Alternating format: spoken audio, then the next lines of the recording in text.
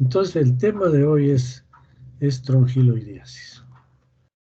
Esta enfermedad es una enfermedad muy importante, puede causar la muerte, entonces hay que tener mucho cuidado con esta, sobre todo con el diagnóstico de esta enfermedad. Se llama estrongiloidiasis y es una geohelmintiasis también del intestino delgado, caracterizado por síntomas pulmonares y digestivos. ¿Por qué? Porque hace síndrome de Leffler, o sea, hace ciclo de luz o de Loos, y también hace daño a nivel intestinal. Y está relacionada mucho con pacientes inmunodeprimidos. En pacientes inmunodeprimidos la infección es severa, grave y puede causar afectación de muchos órganos e incluso la muerte del paciente. Es frecuente, igual que todos estos geohelmintiasis, en climas cálidos y más bien es adquirido únicamente por piel, ¿no? El agente etiológico de esta enfermedad es el Strongyloides stercoralis. Y aquí tenemos el Strongyloides stercoralis. Vean, esta es la hembra, porque solamente la hembra es parásita, el macho no es de vida libre nada más. Solamente la hembra es parásita y es una hembra que vive dentro de la mucosa intestinal, del duodeno principalmente, o sea, no está en la luz, es una hembra pequeña, delgadita, mide 2 a 3 milímetros, 2.5, 2 entre 2 y 2.5 milímetros.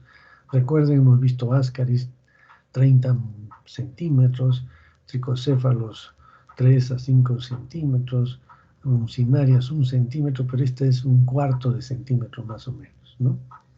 Entonces 2.5 milímetros.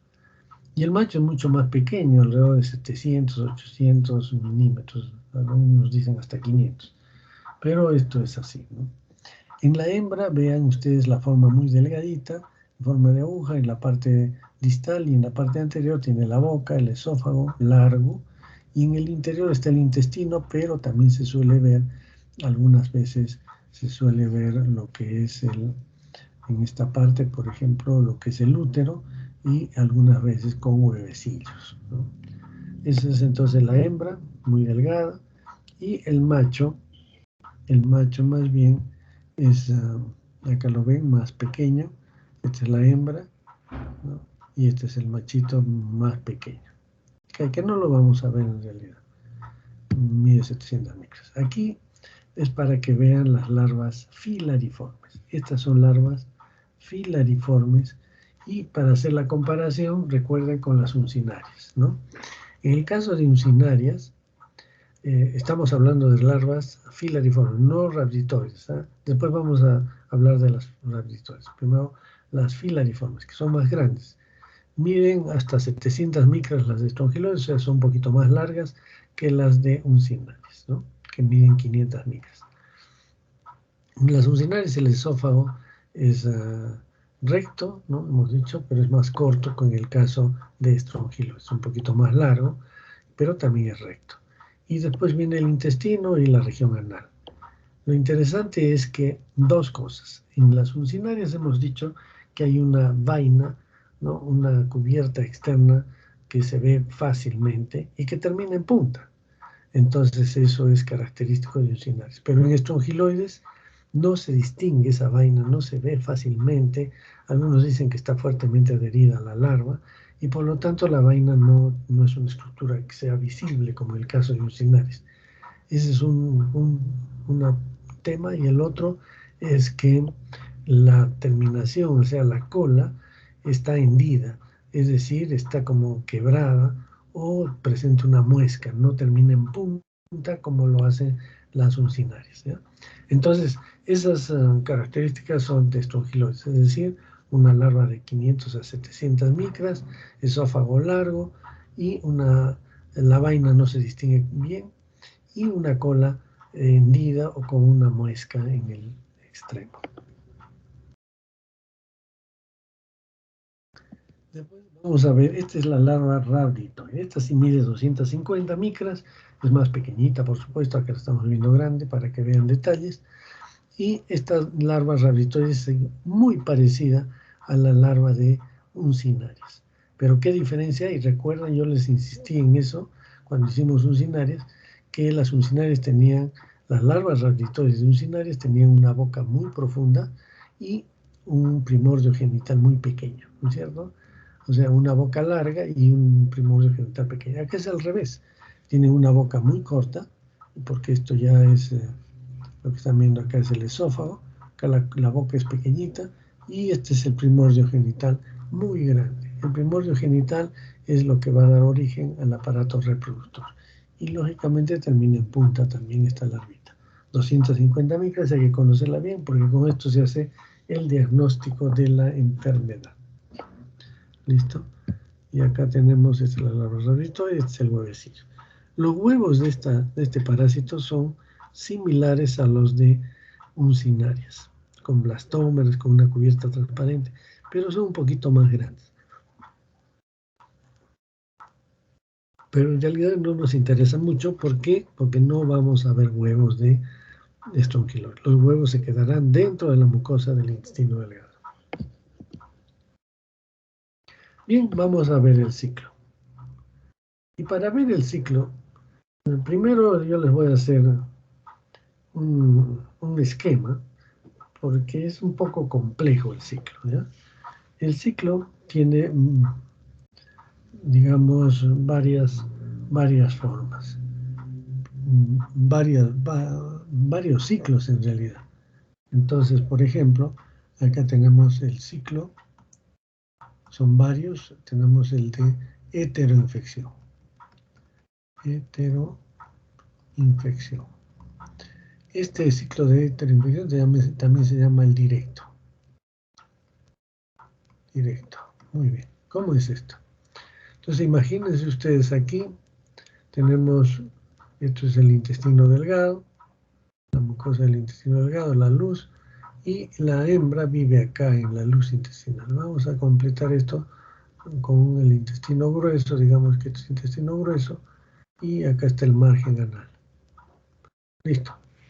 Entonces, tenemos aquí la hembrita, esta hembrita coloca huevos, estos huevos van a desarrollar dentro de la mucosa, todo esto es la mucosa, y va a producir unas pequeñas larvas que son la larva 1 rabditoide.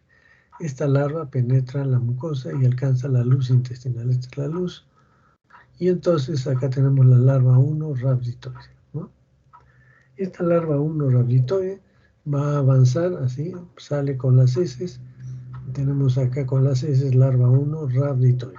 Entonces ya no va a eliminar huevos, sino elimina larvas, larva 1 rabditoide.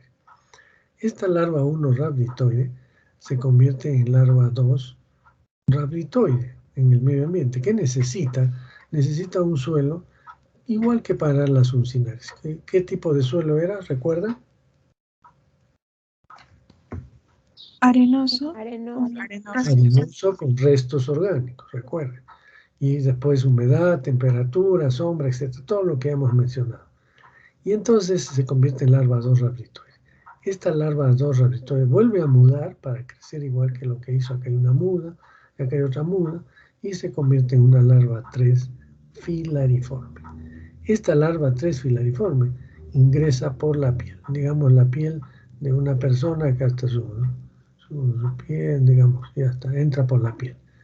Y entonces va a avanzar por los vasos sanguíneos y logra alcanzar las venas, pedia, qué sé yo, safena, femoral, cabo inferior, y llega al corazón. ¿Y del corazón a dónde va a ir? Se va al pulmón. Y entonces acá tenemos el pulmón, acá está mejor así, y entonces acá está el vasito, llega la larva ahí, y acá hay un saco alveolar que cae la larva acá, y entonces hay un cambio de larva 3, que era la filariforme, se convierte en larva 4. Entonces hay una muda en el pulmón.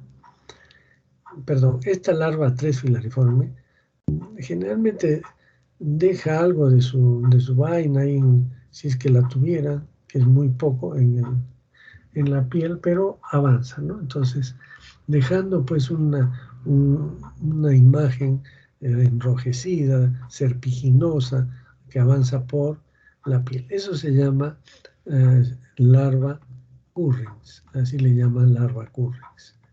Este síndrome de larva currens, que son esa imagen serpiginosa, enrojecida, pruriginosa en la piel, porque va caminando por el espacio subcutáneo hasta alcanzar un vaso sanguíneo, y sobre todo en personas blancas se ve muy bien esto de la larva, del síndrome de larva currens, con ese, currens, que hay que distinguirla del síndrome de larva migrans, que es otra cosa, larva migrans cutánea,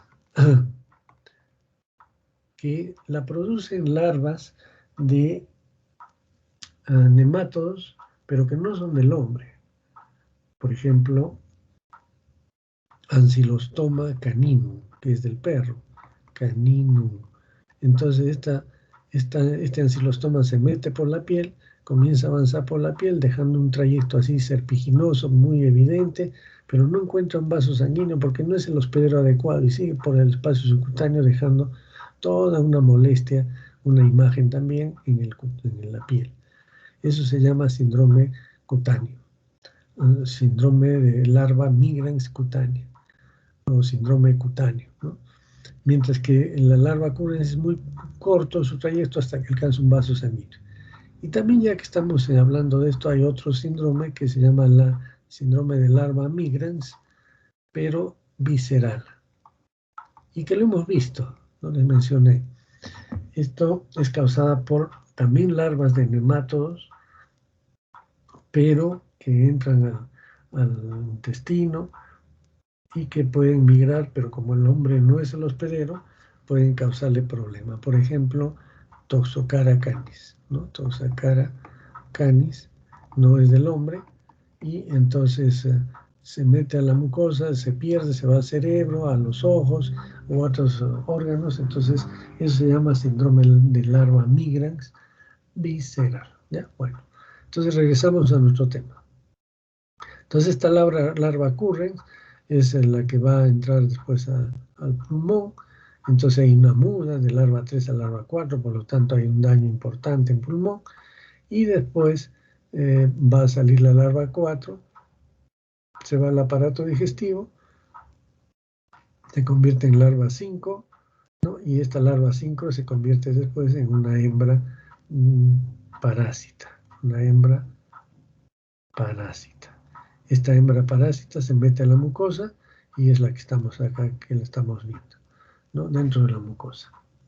Esta hembra es capaz de colocar huevos sin presencia del macho, como ustedes han visto, en ningún momento hemos hablado del macho. Y entonces se llama, esta larva se conoce con el nombre de, vamos a ver acá, se llama la hembra partenogenética.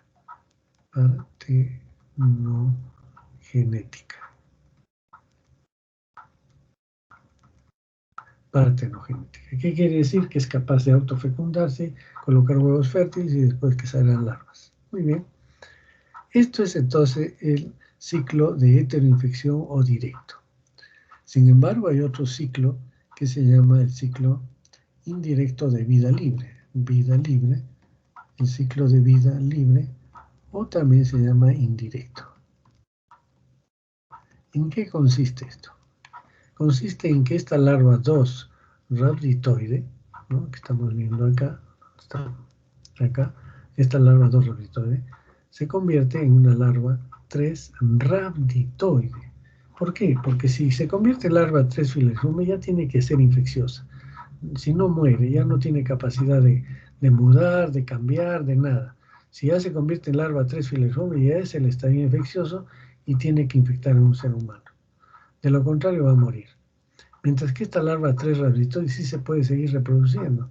Hay una muda, se convierte esto en el suelo, larva 4 rhabditoide, después la larva 5 juvenil, que ya se convierte en hembras y machos de vida libre. Estos son de vida libre. Y va a haber cópula en el suelo y lógicamente la hembra va a colocar huevos. Estos huevecillos van a dar origen a una larva 1 rhabditoide, y esta larva 1 rhabditoide se convierte en larva 2 rhabditoide y sigue el ciclo, ¿no? Entonces este es el ciclo de vida libre. Este es el de heteroinfección. Ustedes dirán, ¿y de qué depende que una larva haga ciclo de vida libre y haga la heteroinfección? Depende del componente genético. Entonces, las larvas o los huevecillos que se forman pueden contener diferente información genética. Algunos tienen 3 juegos de cromosomas, se les llama 3N. Otros solo tienen 2 juegos, 2N, y otros 1N, un juego de cromosomas. Si tiene 3 juegos de cromosomas, esa larvita que salió del huevo, que dio origen a una larva, y esa larva va a dar origen a una larva 3 filariforme. Entonces este es 3N. No puede ser una larva filariforme que sea 2N. Tiene que tener 3 juegos de cromosomas. ¿Por qué? Porque va a dar origen a una hembra partenogénica. Tiene que tener todo el componente genético. Bien, pero otras veces estas larvas no contienen 3N, sino 1N o 2N. Si es 2N, es lo que se va a convertir en la vida libre en una hembra de vida libre. Y si es 1N, se va a convertir en un machito de vida libre, ¿ya? Entonces, esa es la diferencia en el componente genético. Y por eso es que unas veces hacen ciclo de vida libre y otras veces hace la heteroinfección. Sin embargo, no solamente tenemos esto de vida libre, sino tenemos otro ciclo que se llama el ciclo de autoinfección. Autoinfección. ¿Qué significa esto? La autoinfección significa que puede ser externa o interna. ¿Cómo es esto? Hemos visto que, por ejemplo, aquí tenemos la larva 1 rhabditoide que salió con las heces. Puede ser que se quede, a ver dónde estoy.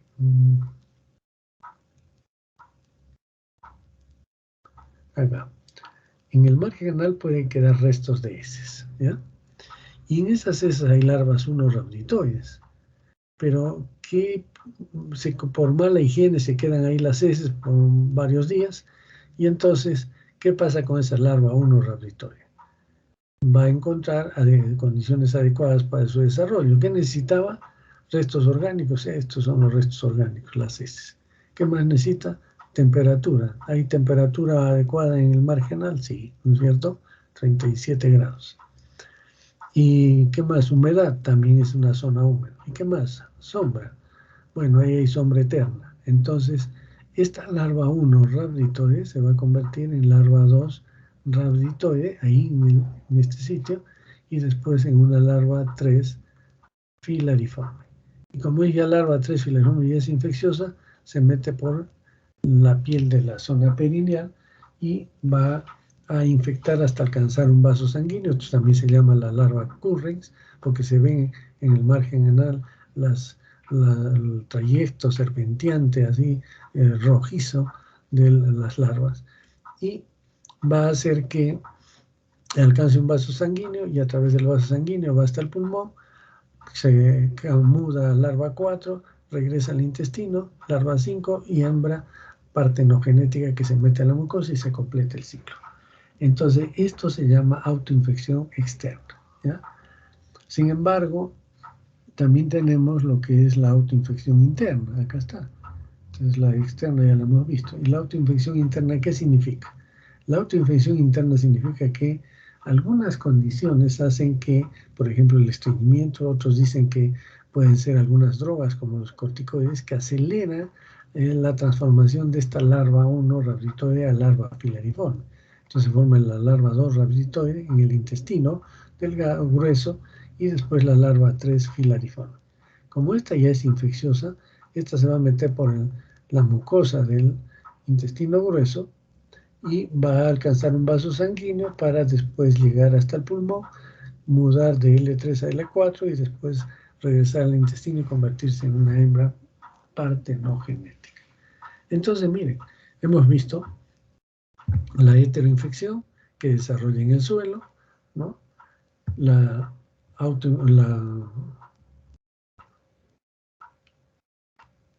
el ciclo de vida libre, ¿no? Donde hay producción de hembras y machos, producción de huevos fértiles, que es importante este ciclo para mantener, digamos, la estructura genética de este gusano. Y después tenemos la autoinfección externa y la autoinfección interna. La autoinfección interna es importantísima porque es la que va a dar lo que se conoce como hiperinfección. Entonces, las personas que sufren de alguna deficiencia inmunológica pueden tener esta hiperinfección debido a las autoinfección interna y que pueden llenar digamos, el cuerpo humano con larvas filariformes. Las larvas filariformes se distribuyen en diversos tejidos, ¿no? Debido justamente a este problema que estamos viendo de autoinfección interna, que es favorecida por deficiencia inmunitaria, ¿no? Bien, entonces esto es lo que estamos en el ciclo. A ver si podemos repetir. A ver, la localización. ¿Cuál es la localización de esta parasitosis? A ver qué me dice. El duodeno.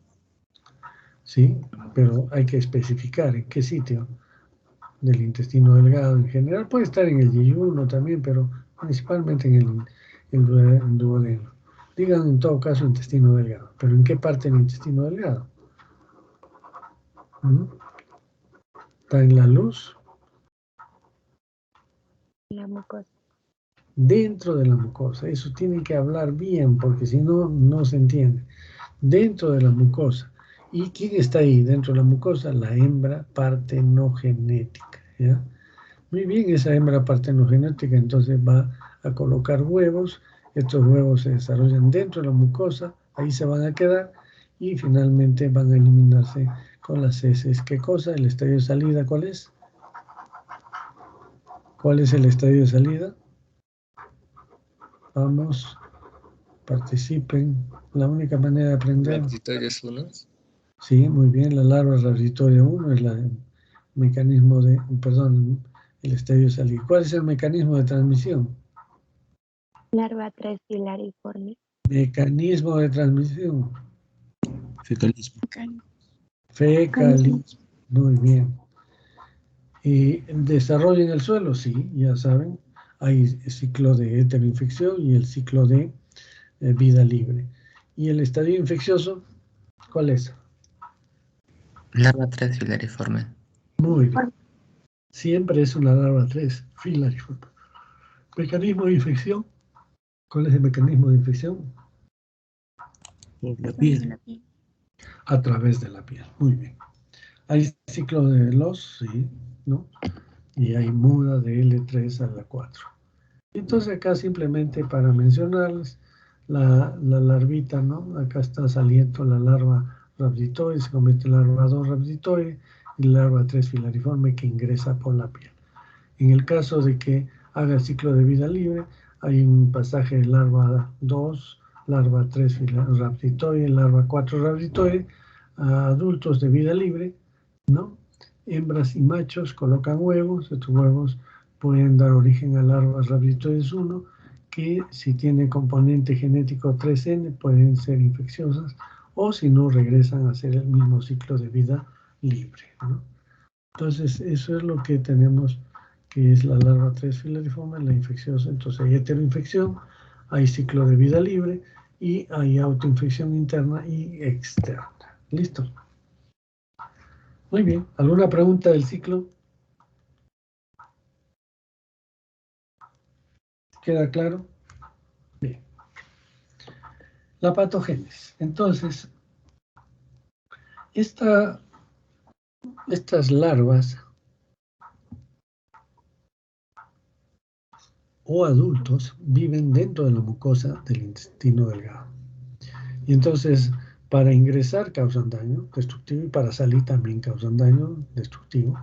Es un cuerpo extraño, entonces un daño inmunoalérgico Y dado que existen muchas larvitas que están entrando y saliendo, hembras que entran, larvas que salen, producen un daño inflamatorio, pues importante en la mucosa del intestino delgado, principalmente en el duodeno, se llama duodenitis.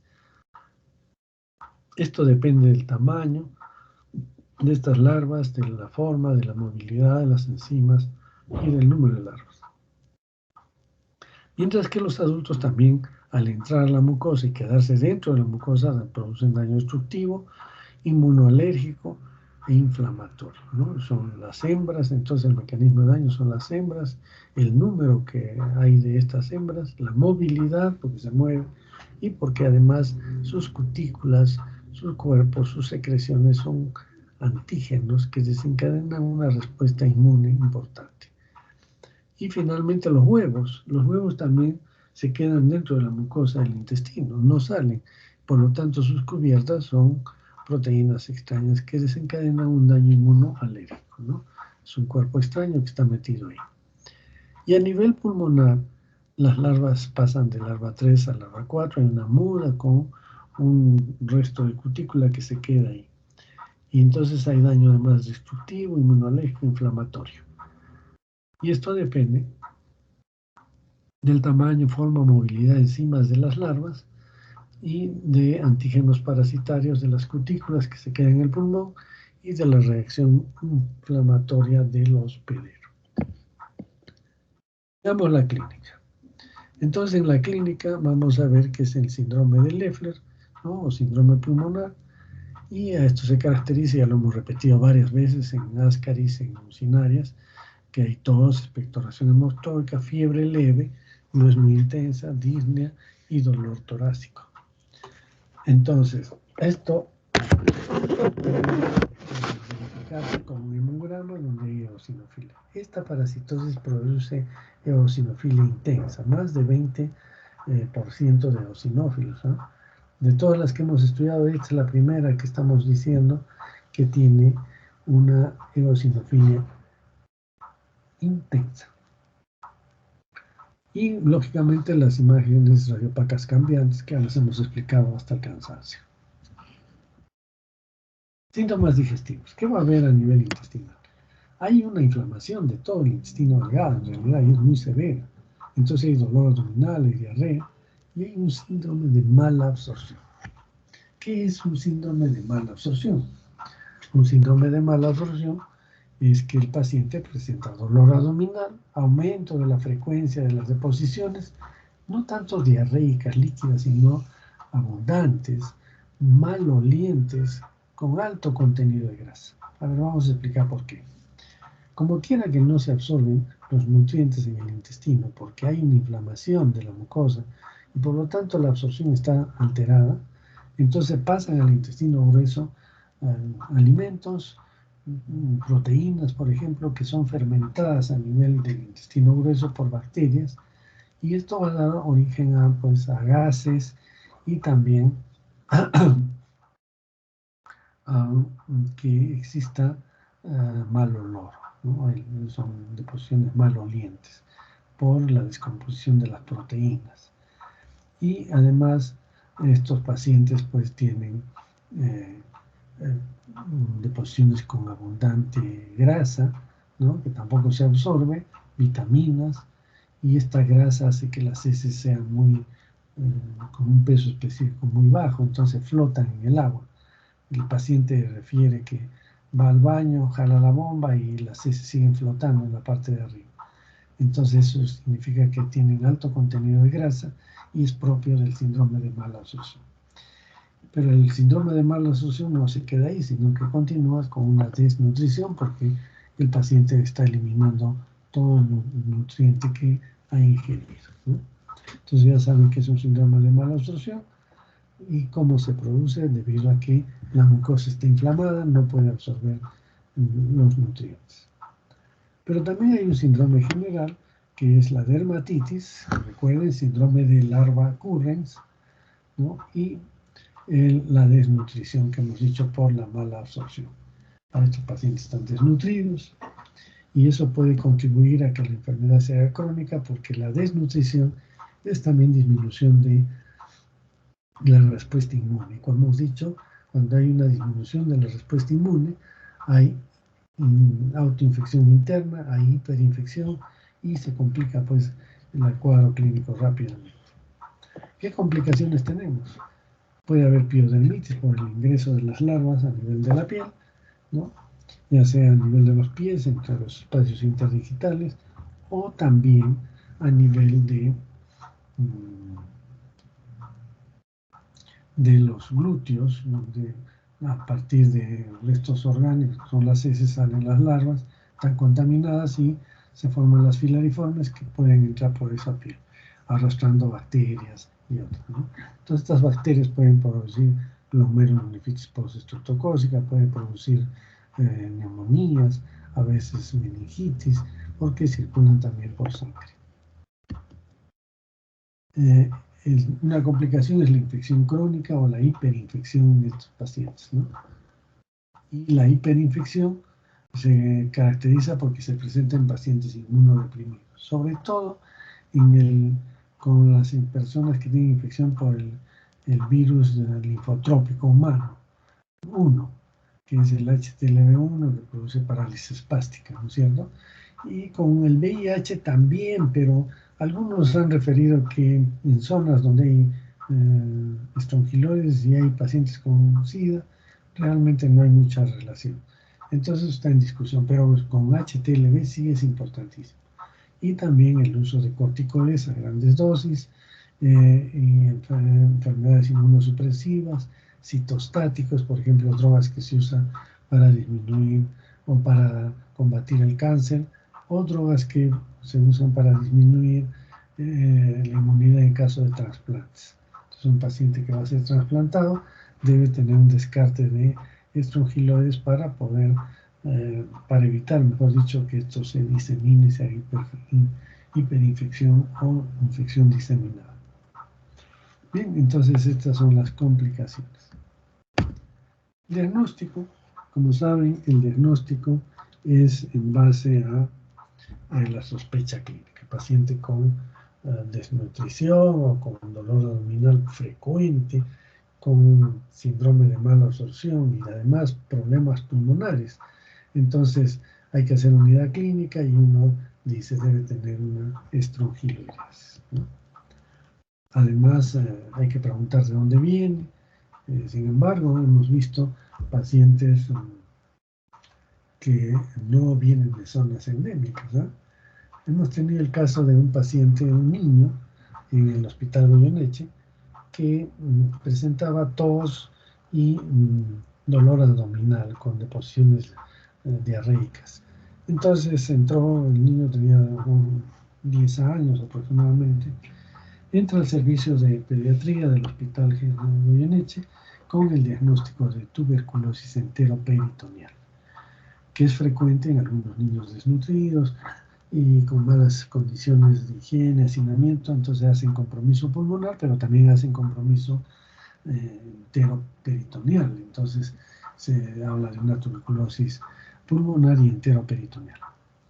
Y entonces, como no lo encontraban en el BK, dijeron, no, de repente no se puede encontrar, no está bien tomada la muestra, hay que empezar el tratamiento para la tuberculosis. Y le empezaron con las drogas que ya se conocen. Y el paciente no mejoraba, seguía igual, con diarrea, cada vez más desnutrido.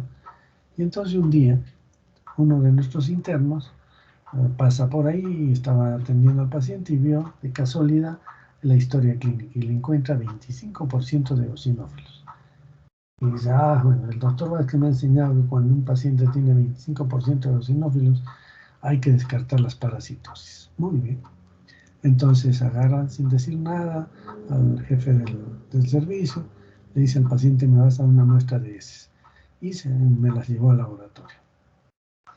¿Y qué encontramos? Con él mismo hicimos el examen, hicimos un método de Berman y encontramos hembras, huevos, larvas rabiotoides, restos de mucosa.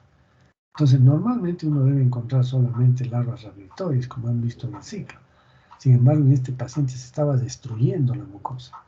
Y las larvas, las hembras salían también, los huevos también caían a la luz intestinal, y entonces encontramos todo eso, ¿no? Entonces se le dio Se le dio el diagnóstico, le dieron tratamiento. En esa época le dieron tiabendazol, no había otra droga, y con eso mejoró y el paciente se fue a su casa, ¿no? Pero se averiguó qué había pasado, cómo es que se infectó. Este niño era de La Joya, y en La Joya no hay estrongiloides. Y entonces, ¿qué resultaba? Que tenía era padrastro en realidad, la pareja de su madre, era un tipo que trabajaba en Puerto Maldonado y que venía de vez en cuando a la chacra acá que tenía en La Joya. Y entonces, como no tenían servicios higiénicos, defecaban en un rincón de una chacra. Y este niño iba ahí también, y entonces descalzo, y entonces se infectó con este estrongiloide que había traído de Puerto Maldonado. Y como La Joya, ustedes saben, es una zona agrícola, húmeda, con temperatura, con sombra, entonces ahí permitió el desarrollo de estas larvas raditorias hasta filariformes, que es la que infectaron al niño, ¿no? Entonces miren, pese a que no es de zona endémica, este niño nunca había ido a zona endémica, hizo la enfermedad. Entonces siempre hay que preguntar mucho, mucho en relación a la epidemiología en los pacientes. El examen de esputo podemos encontrar larvas a nivel del esputo, la radiografía ya saben, las imágenes de radiopacas migratorias, el hemograma de eosinofilia alta, recuerden, eosinofilia alta. En el laboratorio, ninguno de los parásitos que hemos estudiado produce eosinofilia alta. En el laboratorio, ¿qué podemos hacer? El examen de esputo aplicamos el método de Berman, que ya saben, el Berman modificado en copa. En lugar de poner heces, ponemos esputo para buscar las larvas, en este caso larvas 3, larva 4 sobre todo. Y en las heces el método cualitativo de Berman va a buscar las larvas rhabditoides, larva 1 rhabditoides, que es un método de Berman modificado en copa. Y también se puede usar el enterotest. El enterotest es una técnica bastante simple, que casi ya no se usa porque ahora con la endoscopía ha cambiado. Antes era difícil con la endoscopía, entonces, ¿qué es lo que hacíamos? Venden unas capsulitas de gelatina que en el interior tiene un hilo, ¿no? Un hilo y enrollado allí, pero con un extremo libre del hilo, entonces es como un anzuelo, ¿no? Para pescar. Y entonces eso se le da al paciente con un vaso de agua en ayunas, y entonces el paciente deglute la cápsula y va a pasar en 2 horas, 2 horas y media, llega al intestino delgado. Por el pH se deshace la cápsula y queda en libertad todo el hilo que se impregna de bilis. Y en esa bilis se encuentra pues las larvas rhabditoides.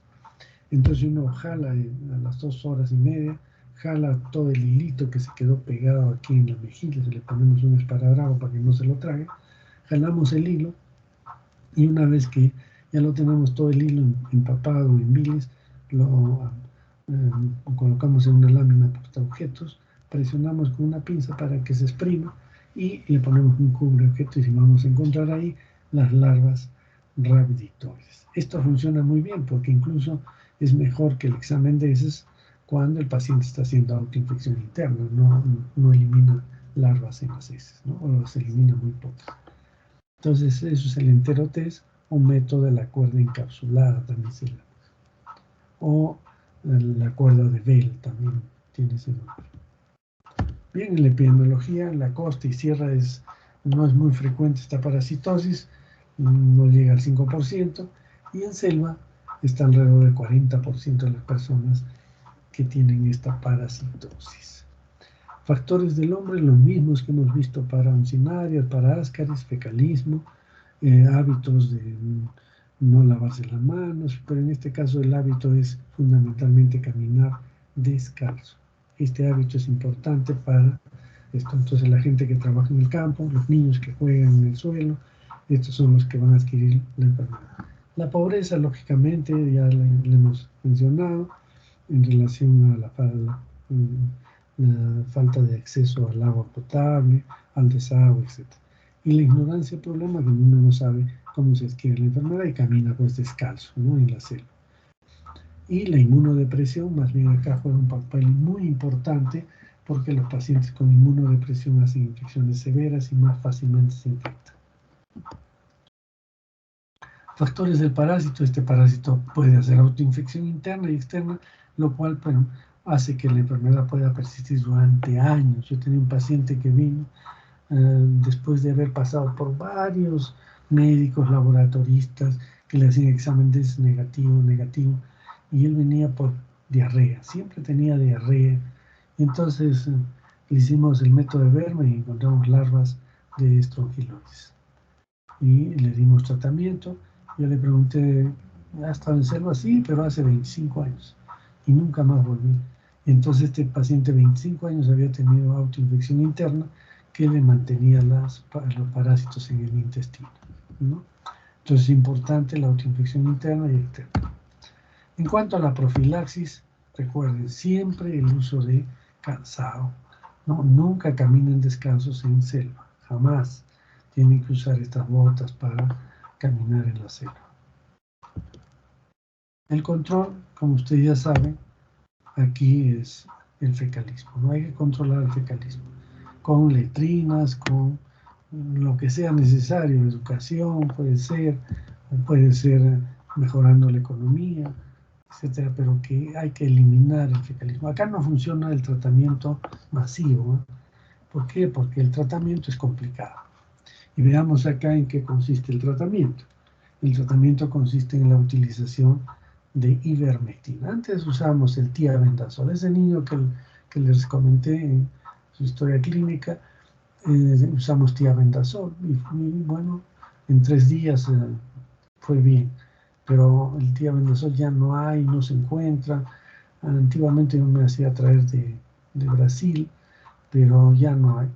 Entonces apareció una droga que es la que está de moda ahora por el COVID, es la ivermectina. Al principio mis pacientes les recetaba ivermectina y iban por todas las farmacias y no encontraban. Ahora la ivermectina está botada por todos sitios, ¿no? Entonces se tiene que dar 200 microgramos es una dosis pequeña, por kilogramo de peso, y se da 2 veces. En otros parásitos con una sola dosis es suficiente, pero acá hay que darlas 2 días seguidos para poder controlar. Y efectivamente yo tenía un caso que solamente le di una vez, hicimos controles y salió positivo nuevamente. Entonces hemos tenido que volverle a dar ya durante 2 días y con eso se acabó la infección, ¿no? Entonces la ivermectina es un buen tratamiento, una alternativa importantísima para el tratamiento de estrongiloidiasis. Bueno, entonces no sé si hay alguna pregunta en relación a este tema. ¿Hay preguntas? No.